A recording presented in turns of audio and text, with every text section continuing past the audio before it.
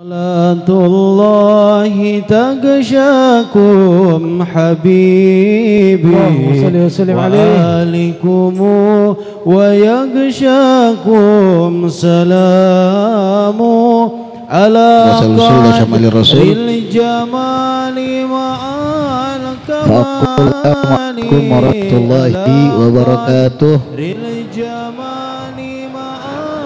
Bismillahirrahmanirrahim. Salatu wassalamu ala rasulillah Sayyidina Maulana Muhammad ibn Abdullah wa ala alihi wa sahbihi wa ala ma ba'du. Alhamdulillah hadratul muhtaramin wal mukarramin, segenap para habaib anak zuriyah Nabi Muhammad sallallahu alaihi wasallam, para sebab ridhanya Allah subhanahu wa ta'ala, para sebab turunnya rahmat dari Allah subhanahu wa ta'ala, yang senantiasa dikatakan oleh Nabi Muhammad SAW, ya ma'syaral ahlal bait, ini harbun liman harabtum wa silmun liman salamtum. Aku akan memerangi orang yang memerangi kalian dan akan menjadi penyelamat atau kedamaian bagi orang yang cinta dengan kalian. Bahkan dalam hadis Nabi juga mengatakan, khairukum khairukum li ahli min ba'di, sebaik-baik kalian adalah orang yang selalu berbuat baik kepada keluargaku setelah aku meninggal, kata Nabi besar Muhammad sallallahu alaihi wasallam. Mudah-mudahan karena hadirnya beliau-beliau, ada Habib Omar Bahashim, Habib Hamdan Ba'bud, Sayyidul Habib Ahmad Ubaidillah Al-Muhadhar, kemudian Habib Hasan Segaf, Habib Muhammad Fadliya Segaf, juga segenap habaib lainnya. Mungkin ada yang di bawah kali, atau yang mungkin anak belum kenal. Mudah-mudahan karena sebab beliau semua Allah senantiasa meridhoi kita, Allah memberikan kita keselamatan dunia dan akhirat. Dan mudah-mudahan karena sebab hadirnya beliau di tengah-tengah kita, corona segera diangkat, semua penyakit segera dihilangkan oleh Allah, yang sakit di antara kita disembuhkan oleh Allah, yang punya hutang karena sebab hadirnya mereka malam hari ini mudah-mudahan segera hutangnya lunas, yang belum punya pasangan mudah-mudahan segera Allah berikan pasangan yang soleh atau solehah, yang belum punya keturunan mudah-mudahan Allah berikan keturunan yang soleh dan solehah, yang sudah punya anak-anak mudah-mudahan Allah jadikan anak-anak kita semua anak yang soleh dan solehah, amin ya rabbal alamin. Begitu juga yang kami hormati para pewaris Nabi besar Muhammad SAW, guru kami Al-Ustadz Al-Hajj Muhammad Hari, juga ada Haji Badaruddin, dan juga segenap para asatidah lainnya. Mudah-mudahan karena hadirnya beliau-beliau menjadi cahaya tersendiri di hati kita semua. Amin. Sebab hadirnya beliau menjadi sebab makikatnya kita kepada Allah dan Rasulnya, amin ya rabbal alamin. Ayyuhal ahbab yang dimuliakan oleh Allah, terakhir kita sudah mengetahui bagaimana sederhananya Nabi besar Muhammad SAW. Tidurnya cuma beralaskan tikar, bahkan sandaran beliau cuma tikar dari kulit diisi serabut-serabut. Cuma begitulah sandaran Nabi besar Muhammad SAW. Bahkan Sayyidina Abu Bakar, Sayyidina Ali pernah meriwayatkan salah satu hadis, ketika melihat Nabi lagi istirahat, beliau menangis karena ngelihat di badan Nabi SAW itu berbekas tempat tidurnya, kelihatan bekas cap.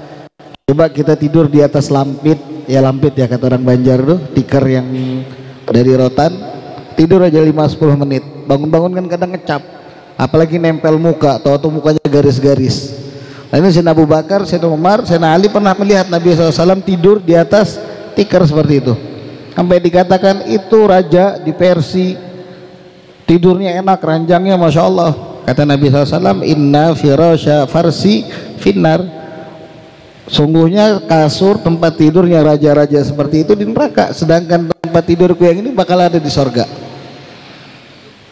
Menunjukkan bahwasanya bukan dunia tujuan hidup Nabi Muhammad SAW, dan bagaimana Nabi menyiapkan tempatnya di sorga nanti. Berarti apa? Tempatnya Nabi pun nanti di sorga tetap sederhana. Nabi nggak tertarik sama istananya, Nabi nggak tertarik sama kenikmatan yang ada dalam sorga. Nabi nggak tertarik. Bukti tadi, tempat tidurku nanti bakal ada di sorga kok. Ini bakal sampai ke dalam sorganya Allah. Nunjukin Nabi pun di sorga masih mau sederhana, karena bukan surga tujuan Nabi besar Muhammad sallallahu alaihi wasallam, melainkan ridhonya Allah subhanahu wa ta'ala.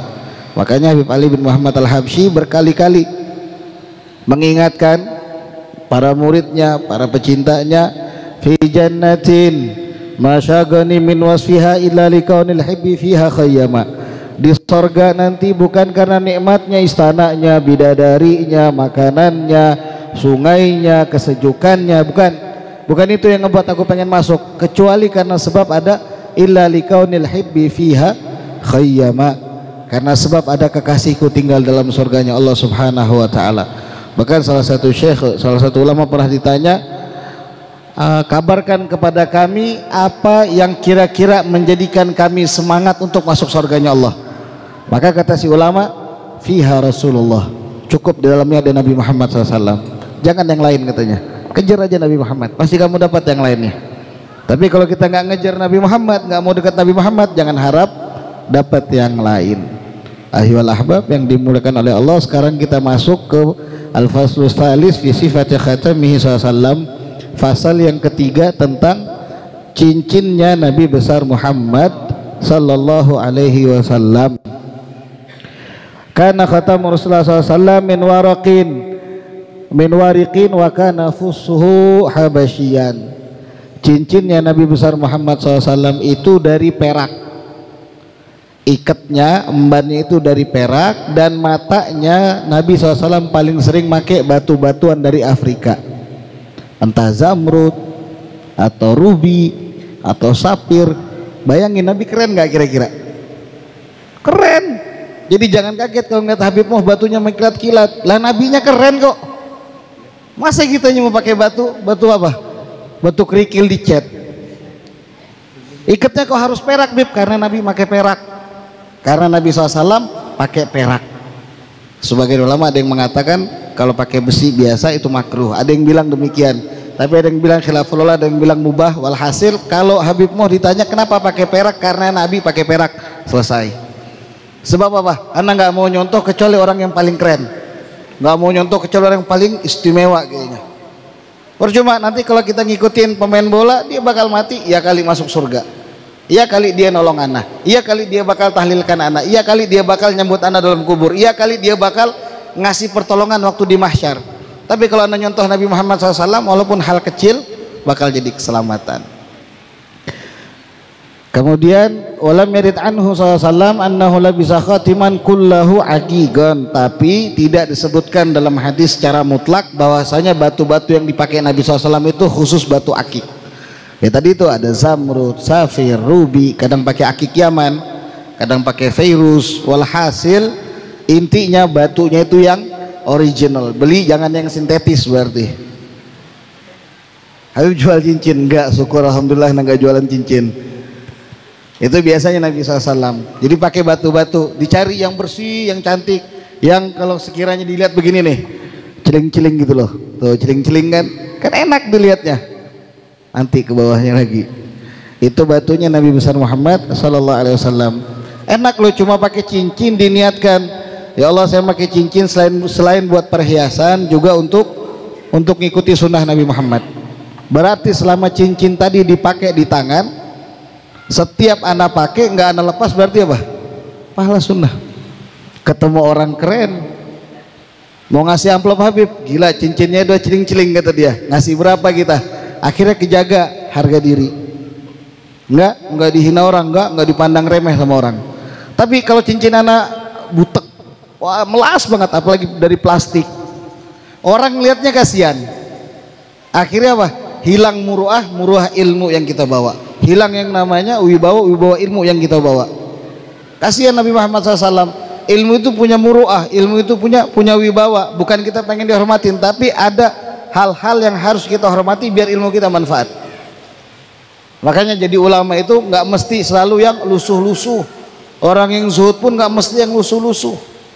Nggak mesti orang zuhud bajunya compang-camping, badannya bau, mukanya dekil, jenggotnya nggak keurus. Itu mah memang dari lahir butek dianya. Tapi orang zuhud, orang yang nggak ada dunia di hatinya, mau dia pakai pakaian gimana pun, mau dia pakai perhiasan bagaimanapun, dia tahu ilmunya. Oh, saya pakai cincin ini karena Nabi SAW. Oh, saya pakai baju bersih ini karena Nabi SAW. Oh, saya pakai imamah begini, saya pakai baju putih, pakai ini, saya mandi, bahkan mungkin saya pakai sabun, pakai sampo, pakai minyak wangi, semuanya karena Nabi Muhammad SAW. Enak. Akhirnya apa? Dilihat orang enak. Orang juga duduk dekat kita nyaman. Begitu takbir Allahu Akbar, sholat di masjid, yang di samping tuh tenang, baunya harum. Coba habis nguli nggak mandi, tahu-tahu ke masjid. Allahu Akbar, yang di samping baunya asamnya sampai tenggorokan, Bib.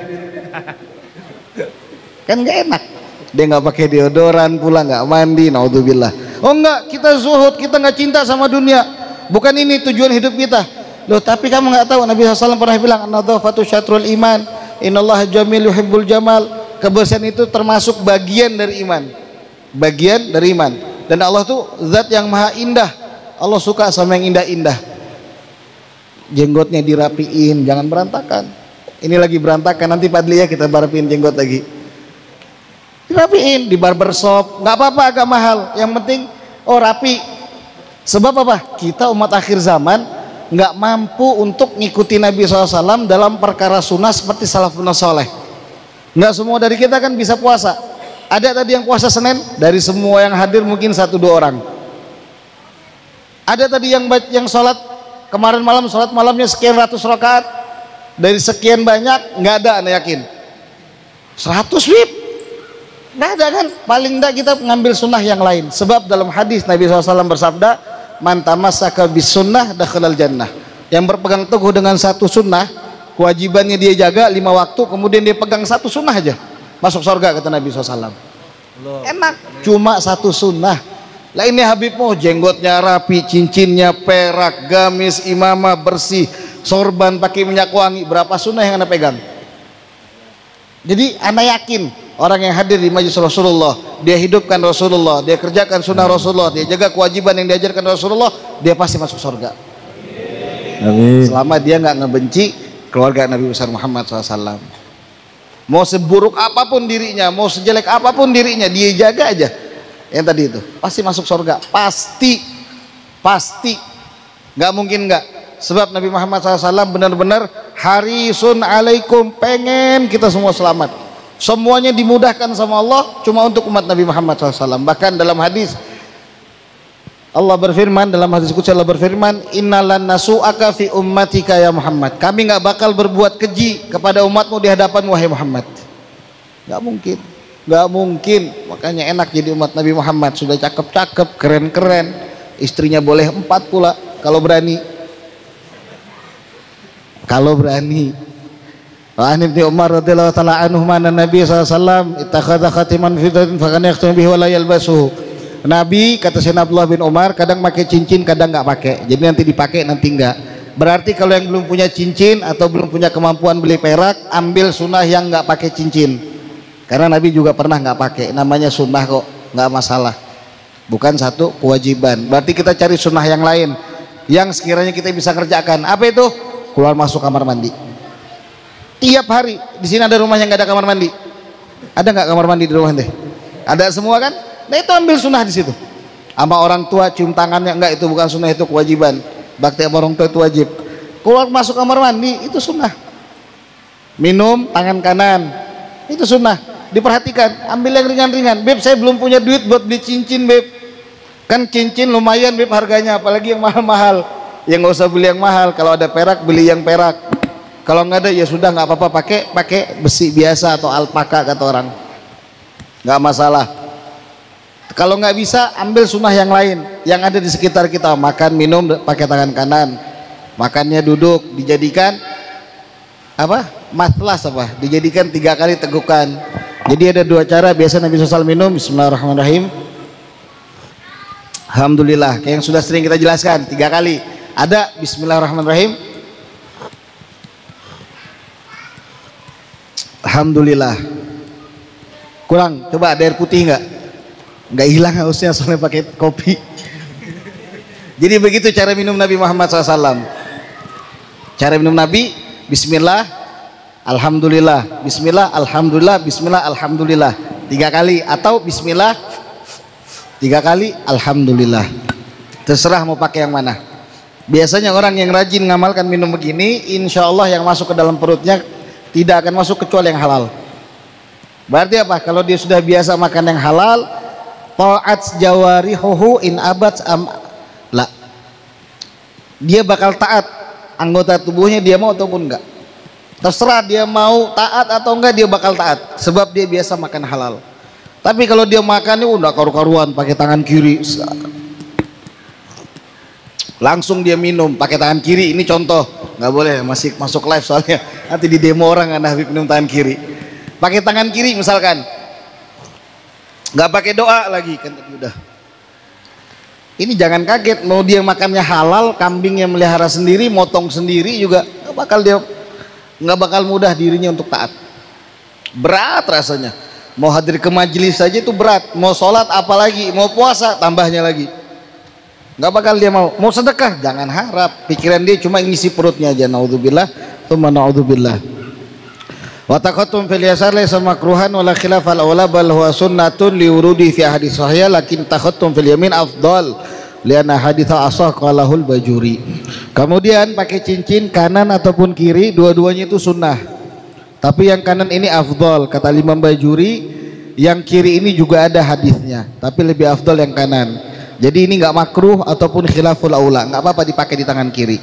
Tapi yang afdal di kanan, di kanan. Bahkan kalau bisa kanan dulu didahulukan, kanan dulu dipakein. Nanti kalau sudah ada kanan pakai yang kiri lagi. Cari pasangannya dia. Wa kana sallallahu yatakhattamu fi yasarih, Nabi juga pernah pakai di tangan kanan, tangan kiri. Biasanya di jari manis ataupun kelingking, cuma lebih banyak hadis sebutkan di kelingking. Bukan berarti yang di jari manis nggak dapat sunnah, ini ada tapi sedikit, sehingga banyak ulama kita lebih ngambil yang kelingking. Beb, jari saya susah nyari kelingking, ya sudah nggak apa-apa pakai di jari manis. Yang penting jangan di jari tengah, telunjuk sama jempol. Jadi jangan di jari tengah, telunjuk sama jempol. Jangan. Ini nggak ada urut hadisnya. Nggak dicontohkan Nabi SAW. Wa kana SAW yaj'alu fussa khatamihi mimma yalikafahu, dan biasanya Nabi naruh bandol cincinnya di bawah begini. Biasanya nih. Jadi bukan di atas, bukan begini tadi nih. Kadang-kadang juga ada, ya berarti lagi keputer. Kayak tadi kan tuh, longgar kok. Ini kalau ada yang salaman maksa hilang cincinnya. Nah, makanya hati-hati kalau salaman sama orang. Karena udah pengalaman. Dituntut jadi dai harus ikhlas. Kalau udah hilang ya udah nggak mau diapain lagi. Nggak bisa kita balikin, nggak mungkin kan. Jadi biasanya begini. Di kiri atau kanan, jari manis ataupun jari kelingking. Wa kana naqsyu khatami Rasulullah SAW Muhammad satrun, Rasul satrun, wallah satrun. Dan contoh cincinnya Nabi juga ada yang full bandulnya juga perak. Bandulnya full perak. Jadi nggak mesti pakai batu, full perak. Tapi biasanya ditulis, dan diantara sunnah nulisin cincin. Ada satu ulama nulis cincin pakai kata-kata la yadum. Maksudnya apa? Nggak terus menerus. Jadi kalau lagi kena musibah dia lihat cincinnya la yadum, oh nggak bakal terus-terusan kena musibah. Kalau dia lagi senang dia lihat lagi la yadum, oh nggak terus-terusan dia bakal bahagia. Jadi semuanya pasti ada pergantian, ada musimnya, waktu bahagia, waktu sedih, waktu senang, dan lain sebagainya.